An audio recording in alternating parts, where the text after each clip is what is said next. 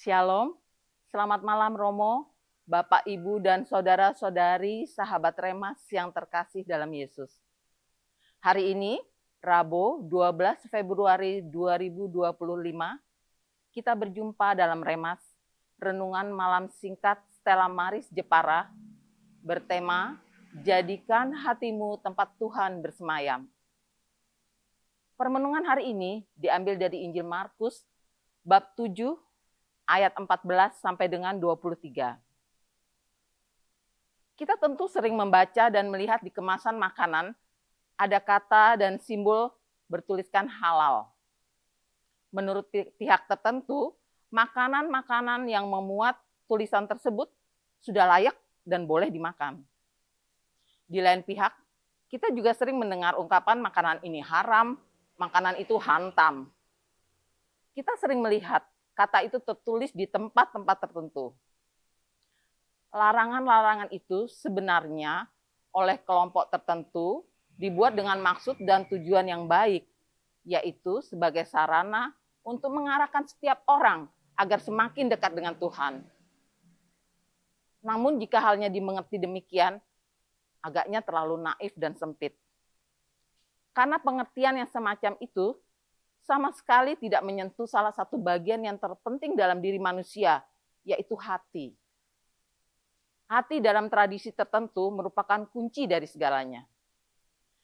Tidak jarang kita melihat dan berjumpa dengan orang-orang bijaksana yang rendah hati.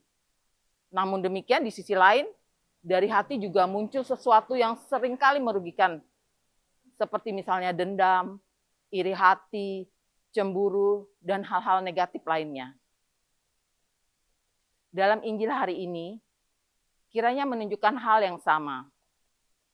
Tuhan Yesus mengajak kita untuk tidak berhenti pada sebuah prinsip yang dangkal, yaitu tentang najis tidaknya sebuah makanan yang masuk ke dalam mulut. Prinsip ini hanya berhenti pada hal-hal dunia yang profan, tidak suci, tidak kudus, atau tidak bersangkutan dengan agama. Prinsip ini sama sekali tidak menunjukkan sebuah kedalaman. Bapak, Ibu, dan saudara-saudari yang terkasih dalam Yesus, mendengarkan kisah Injil hari ini, saya merenungkan pertama-tama tentang menjaga kebersihan hati yang menjadi tanggung jawab kita. Jangan sampai kita gunakan sebagai sarana menghakimi sesama. Yesus memberi pengajaran yang kelihatannya sederhana, tetapi sangat mendalam maknanya. Hal-hal yang tampak di luar tidak bisa mencerminkan hal-hal yang ada dalam hati seseorang. Orang tidak membasuh tangan sebelum makan bukan berarti orang itu jahat dan najis, serta menajiskan orang lain. Berkaitan dengan ini, Yesus berkata, apapun dari luar yang masuk ke dalam seseorang tidak dapat menajiskannya.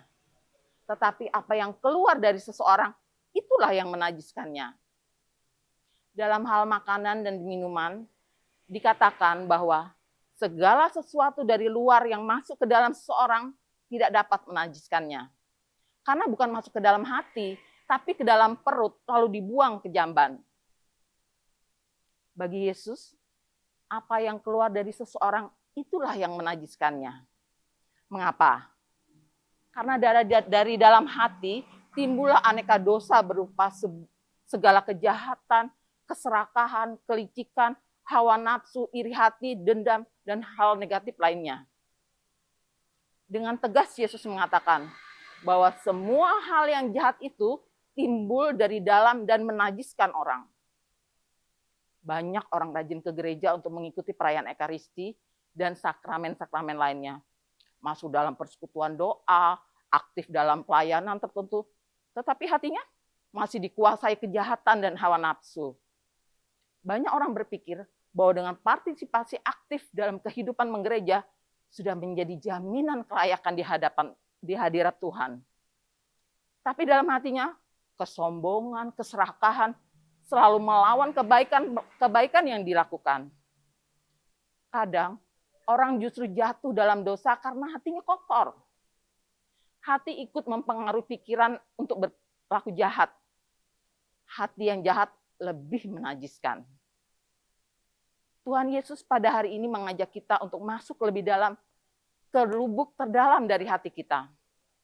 Ia mengajak kita untuk mampu mengelola dan mengolah hati kita. Sehingga hati kita menjadi hati yang jernih dan murni. Hati kita bebas dari iri hati, dendam, cemburu, dan hal-hal negatif lainnya. Mari, sebagai seorang Kristiani, kita melihat hati kita. Sudahkah kita menyucikan hati kita? Ataukah hati kita masih terbelenggu oleh hal-hal yang membuat kita terus berada dalam kegelapan? Mari kita jadikan hati kita tempat Tuhan bersemayam. Kemuliaan kepada Bapa dan Putra dan Roh Kudus, seperti pada permulaan, sekarang, selalu, dan sepanjang segala abad. Amin.